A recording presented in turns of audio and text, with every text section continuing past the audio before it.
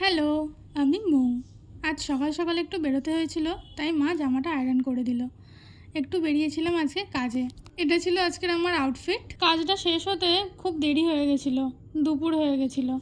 তো তাড়াতাড়ি বাড়ি ফিরলাম, বাড়ি ফিরে একেবারে লাঞ্চ করতে বসলাম। লাঞ্চে ছিল ভাত, ডাল সেদ্ধ, আলু সেদ্ধ, করলা সেদ্ধ আর সাথে একটা ডিম ছিল। আর এই পুচকুটার সাথে থাকতে থাকতে আমাকেও মাঝে মাঝে বাচ্চা হতে হয়। দেখো আজকে ইকির মিকির খেলছি।